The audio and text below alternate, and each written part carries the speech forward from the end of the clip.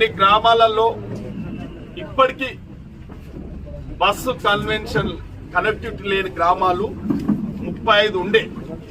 ఆ 35 గ్రామాలలో నేను ఇంతకు ముందు ఒక 18 బస్సులు తేవడం జరిగింది. దాంతో ఒక 50% సమస్య తీరింది.